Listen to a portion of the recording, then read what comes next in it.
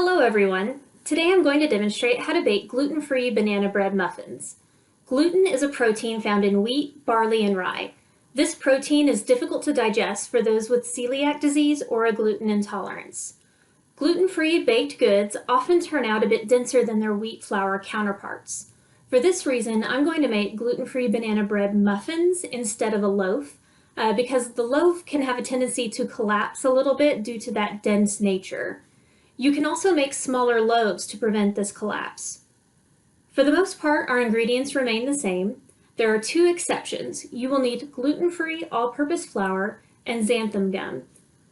Gluten-free all-purpose flour often contains a mixture of flours and starches. For example, rice flour and potato starch. You can buy gluten-free all-purpose flour at most grocery stores. Xanthan gum may be a little bit more difficult to locate. It provides elasticity and gives baked goods structure. You can omit xanthan gum if you don't have it, but the texture may be slightly different. Let's go ahead and get started, and I hope you enjoy this recipe. Here are the ingredients we'll be using today. 3/4 cup of sugar, 4 mashed bananas, 3/4 cup of vegetable oil, 2 eggs, 2 cups of gluten-free all-purpose flour, 1 teaspoon of baking soda, 1/2 teaspoon of xanthan gum, 2 teaspoons of vanilla, 1/2 teaspoon of baking powder, and 1/2 teaspoon of salt. First, you'll need to preheat your oven to 325. Then I would prepare your baking dish. I've put paper liners into my muffin tin. You can use silicone or you can just spray the pan really well and skip the liners altogether. If you do not have a stand mixer at home, that's okay. You can use a hand mixer or you can even mix these by hand. This is what I have on hand, so that's what we're going to use today. We're going to start by combining our dry ingredients. I've already measured 2 cups of flour into this bowl. Now I'm going to add the other dry ingredients. That will be 1/2 teaspoon of baking powder,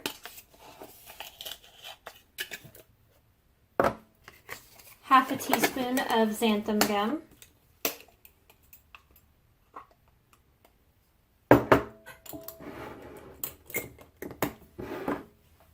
1/2 teaspoon of salt,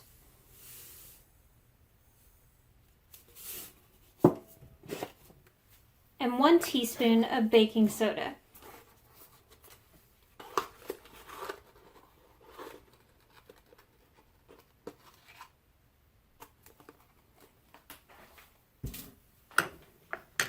I'm now going to stir these to combine. I'm going to set the dry ingredients aside and begin combining my wet ingredients. If you didn't already know, sugar is actually considered a wet ingredient when you're baking. I have 3/4 cup of sugar here. To that, I'm going to add my mashed bananas. If you didn't already know, this is a great use of overripe bananas. You want them to be overripe because they're sweeter that way. You can save some if you've bought a bunch for another purpose, or if you just have some left over, you can stick them in your freezer. When I do that, I thaw them out and then add them to my banana bread. You're going to want to make sure that you don't drain any liquid off if you do that though, because otherwise your banana bread will come out dry. So I usually just take the bananas, put them on a plate, and mash them with a fork. That's what I've already done here, so I'm going to add it to my bowl.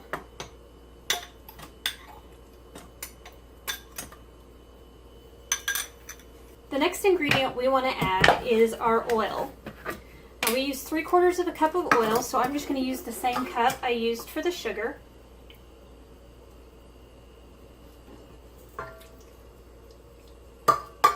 And now we're going to add 2 eggs.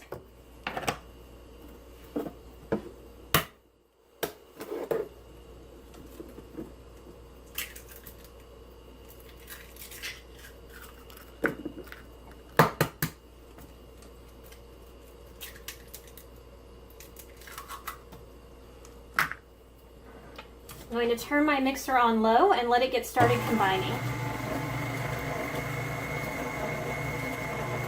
go ahead and turn that up a bit.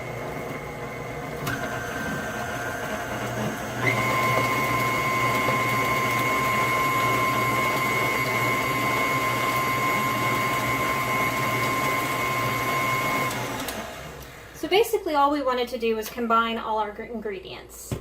Now we want to add our dry ingredients into the wet. You want to do this slowly because otherwise it's going to send a cloud of flour into the air.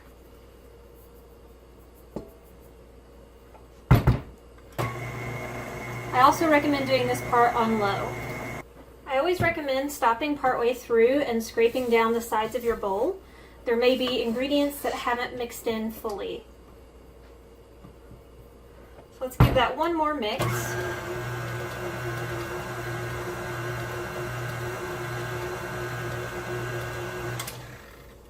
We'll scrape it down one more. We want to add our vanilla.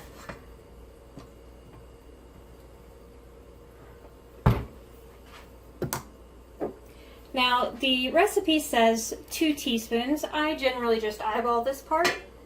I kind of feel like if you get a little too much, that's for the better.